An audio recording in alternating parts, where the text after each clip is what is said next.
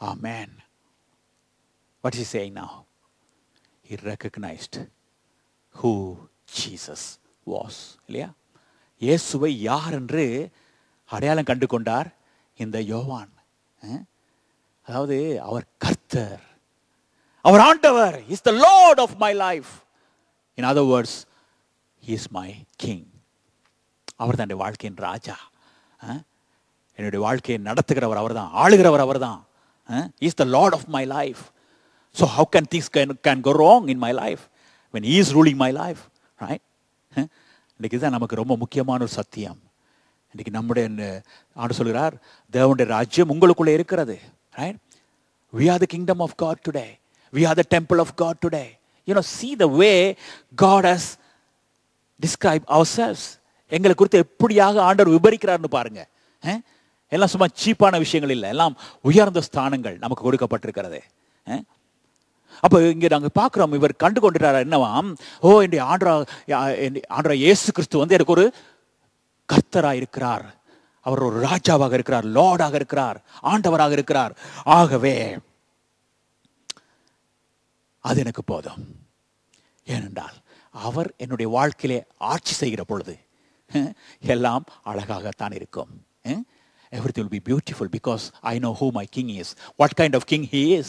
அவர் எப்படிப்பட்ட ராஜா என்று எனக்கு தெரியும்.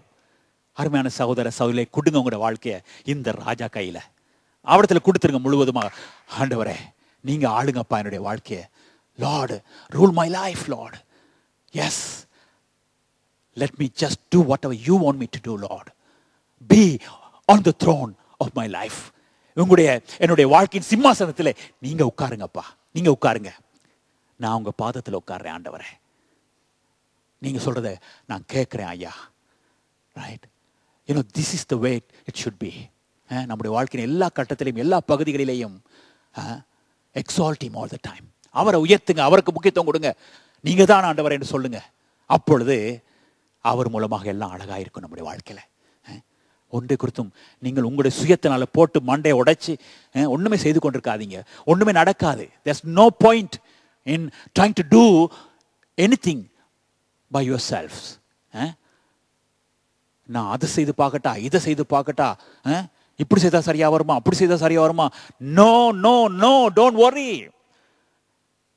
Because Jesus wants to do things on your behalf. நம் நிமித்தமாக செயல்பட இயேசு இருக்கிறார் நமக்கு. we are being deceived by the evil one. சாத்தானால இந்த இடத்துல தான் நம்ம ஏமாற்றப்பட்டு இருக்கிறோம். ஒரு பிரச்சனை, ஒரு தேவை என்று வந்த உடனடியாக நமக்கு வருகிற சோதனை என்ன தெரியுமா? நான் என்ன செய்யலாம், நான் என்ன செய்யலாம்?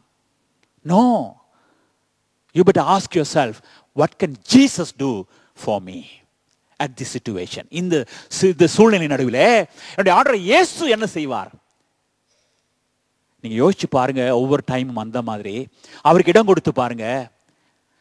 நீங்க செய்யறதும் பார்க்க எத்தனையோ மடங்கு அழகாக அவர் செய்து முடிப்பார். ஒரு தாறுமாறும் வராது. Nothing will go wrong when he does things in your life, right? கடைசியாக அதே யோவான் 21ஆம் அதிகாரத்திலே 20ஆம் வசனம் verse 21:20 கடைசியாக தன்னை பற்றி அறிமுகப்படுத்துறார் பாருங்க. நான் திரும்ப வர்ற வரைக்கும் சில வேளை அவன் உயிரோடு கூட இருப்பான். பாத்தீங்களா? You know what is he saying there? He's saying he may live, right? Eternally. அவன் என்றென்றுமாக வாழ்ந்திருப்பான். Right? அவன் என்றென்றுமாக வாழ்ந்திருப்பான். In other words, you know, John was to tell us that I was not just loved by him only during his lifetime on earth. அவர் பூமியில் இருந்த பொழுது மாத்திரம் என்னை நேசிக்கவில்லை. அவர் என்றென்றுமாக என்னை நேசிக்கிற தேவனாயிருக்கிறார். அவர் என்றென்றுமாக என்னை நேசிக்கிற தேவனாயிருக்கிறார். அருமையான பதில் கொடுத்தார் இல்லையா அவனுக்கு, பேதுருவுக்கு. நான் மறுபடியும் வர்ற வரைக்கும் அவன் உயிரோடு இருந்தா உனக்கு என்ன? இன்னைக்கு பாருங்க, அதே ஆசீர்வாதத்தை நமக்கு ஆண்டவர் வாக்கு பண்ணுகிறார். Today, if you are loved by God, if you are loved by Jesus, right? This is the blessing that you have, right? Don't worry about other people, right? Let the people say whatever they want to say, right? Even you don't worry about others, and let the others also not worry about you, right? You are all right in Christ Jesus. Right? You are greatly blessed in the Lord Jesus Christ. Right? So be content, right? And be rejoicing all the time. சந்தோஷப்படுங்க. என்ன நேசிக்கிற ஆண்டவர் இயேசு எனக்கு இருக்கிற வரைக்கும் நான் ஒன்றுக்கும் கவலைப்பட தேவையில்லை. You know, this very thought can set you free. இப்படி நீங்க யோசிச்சு பார்த்தீங்கன்னு சொன்னா நீங்க விடுதலையின் வாழ்வை வாழ்வீங்க. என்ன சில நேரத்தில் நம்மள அநேகருக்கு என்ன தெரியுமா பிரச்சனை? 2 பேர் நம்மளை பார்த்து ஏதாவது காய்ச்சி கொண்டு தான் போதும். அவங்க வேற என்னமோ யோசிச்சு காய்ச்சிருப்பாங்க, எங்களை பார்த்து காய்ச்சிருந்துருப்பாங்க. எங்களை பற்றி தான் கதைக்கிறாங்க போல இருக்குது. டோன்ட் வரி, கதைச்சிட்டு போட்டோம் இல்லையா? நாம் ஆண்டவருக்குள்ள சந்தோஷமா இருப்போம். ஏன்னா ஆண்டவர் நம்ம நேசிக்கிறார். ரைட்? அவர் நாம் எதையும் பிழையா செய்தால் கூட அதை சரியா செய்யறதுக்கு உதவி செய்வார். See, in Christ Jesus we are victorious. We have every blessing. Right? So people cannot do anything to us. அதான் கேட்டார், கிறிஸ்து என் பட்சத்தில் இருந்தால் எனக்கு விரோதமாக இருப்பவன் யார்? ஆண்டவர் என்னோடு கூட இருக்க யார் எனக்கு என்ன செய்ய முடியும்? It's a wonderful statement. We must believe that all the time. அதை தாங்க சொல்றார் யோவானை நாங்கள் பார்க்கிறோம். அதாவது அவரும் யாரை பற்றியும் கவலைப்பட தேவையில்லை, மற்றவங்களும் அவரை பற்றி கவலைப்பட தேவையில்லை. அவர் கிறிஸ்துவுக்குள்ளே அழகாக ஏற்றுக்கொள்ளப்பட்டிருக்கிறார். அவருக்கு ஒரு வாழ்க்கையை தேவன் கொடுத்திருக்கிறார். அதில் அவர் களிகூர்ந்து வாழ்ந்திருக்கலாம். இன்னொரு அருமையான வாழ்க்கை பார்த்தீங்களா நமக்கு தேவன் கொடுத்திருக்கிறார். Oh yes, let's stand now. Thank you father. நன்றி பிதாவே. ஆமாப்பா ஆண்டவரே, இன்றைக்கு நாங்கள் எல்லாரும் இயேசுவுக்கு அன்பான சீஷர்களப்பா, இயேசுவுக்கு அன்பான பிள்ளைகள் பரம தகப்பனே. இந்த உண்மை இன்றைக்கு சொல்லியிருக்கிறீங்க ராஜா எங்கள் ஒவ்வொருத்தருக்கும்.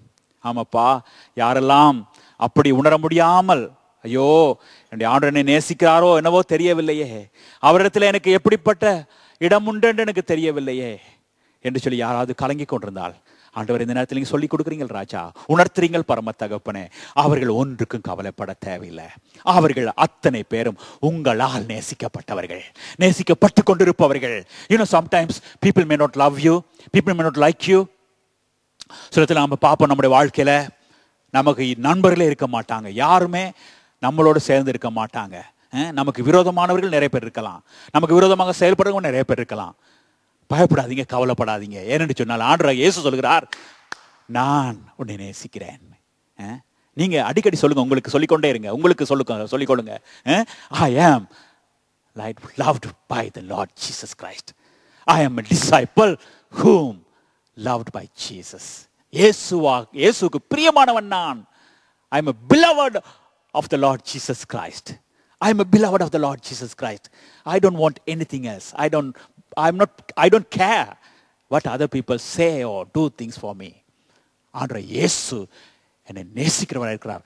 அந்த ஒரு சத்தியம் எனக்கு போதும் என்று சொல்லிக்கொண்டு நீங்க முன்னோக்கி போகலாம்.